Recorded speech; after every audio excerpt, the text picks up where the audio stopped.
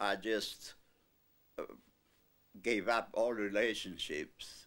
The only thing to do is to get married again.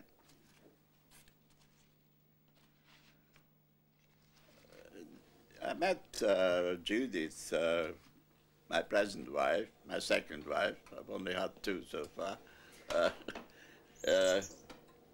I met her at a party. And it was 2 years after Beaver had died.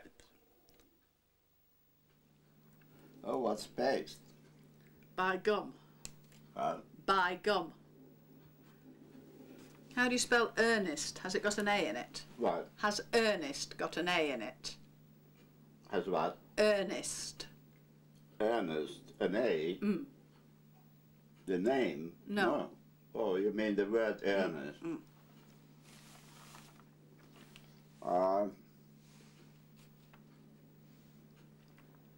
I don't think so. I had been to textile school in Vienna, and I regarded this as my profession. So I went into the cotton mill. Now, the cotton mills, in those days, when they were using shuttle looms, were extremely noisy places. At the present time, weaving installations are not nearly as noisy because they use shuttleless looms. But even today, you are not allowed to go into a weaving mill without ear protection. But when I worked there, when the noise was much worse, nobody wore ear protection. And in fact, you would have been laughed at if you had done. And excessive noise just damages your hearing. It doesn't do it sort of overnight, but it has long-term effects. And what I first noticed is, say for instance, if you spent a few hours in a very noisy place, after you went out, somehow the noise would stay in your ear for a little while, but eventually it would go. Well, when I first started, the only time I was out of the mill, we worked 5.5 days till Saturday lunchtime. It was only 1.5 days out of the mill. And during that time, I noticed the noise just didn't disappear. But I thought if I'm out longer, then my annual holiday came along, which was 1 week for the whole year. And then I found even in a week it didn't go. Well, I'm now 83 and it still hasn't gone, so it's still with me.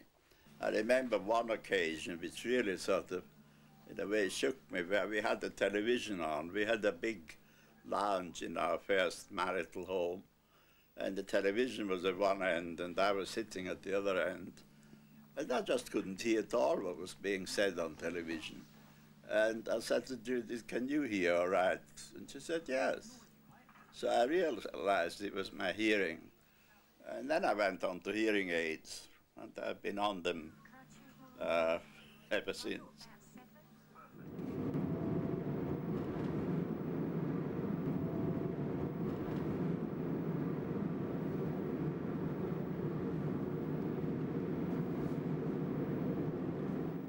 Is that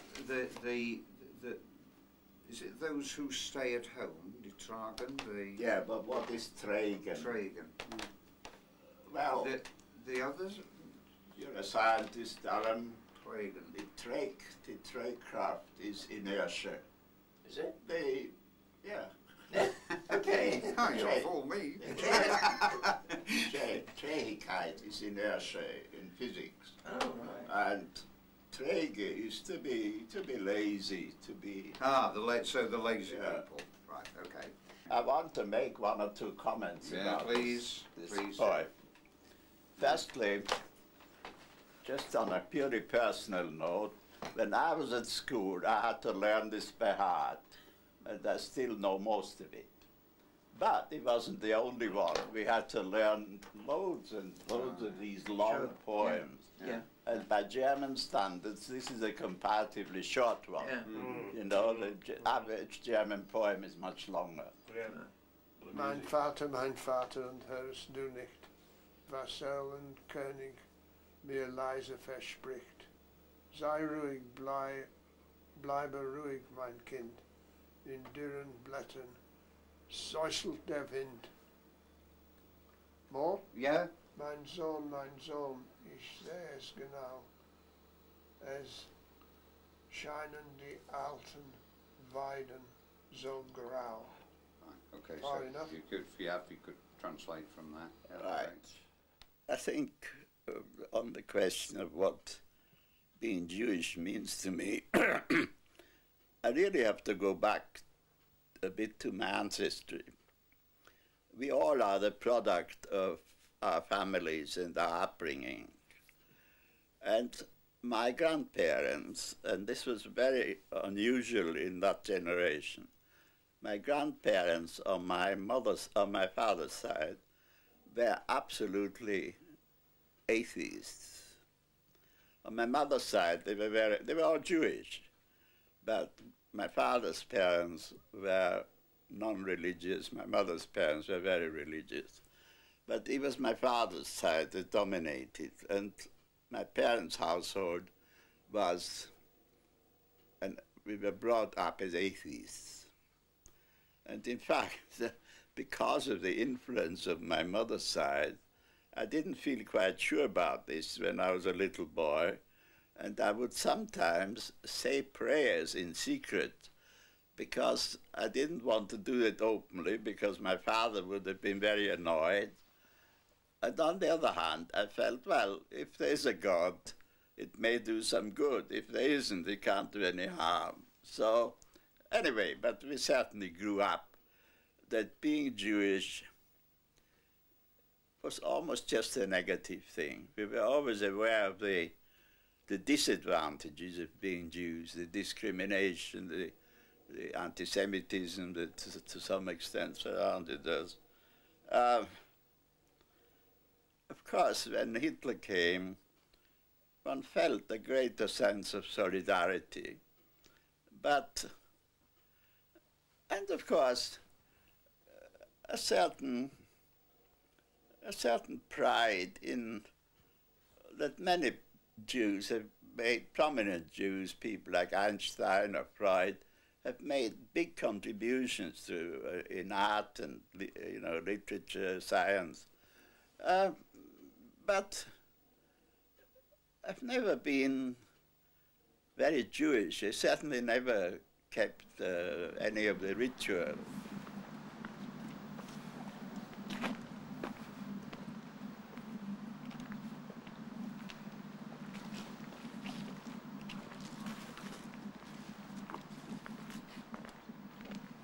I find myself, with all the goings on in Palestine, I find myself very much at odds with the bulk of the Jewish community.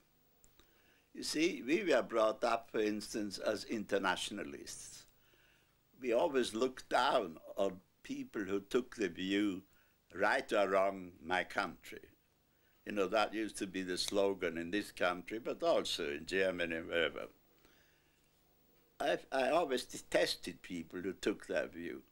But now I find when I talk to Jews, they may not like Sharon, they may not like, all the attacks on the Palestinians, but basically they take the attitude, well, right or wrong, after all, we are Jews, we must, if we don't stand up for Israel, who will? And this is, of course, the fact that I'm married to Judith, who is not Jewish, that I've really lost all touch with Jewish life, plays a part. But at the moment, if anything, it's almost a negative. Not that I feel ashamed of being Jewish, but I do feel, not of being Jewish, but I feel a bit ashamed of being associated with what Mr. Sharon is doing.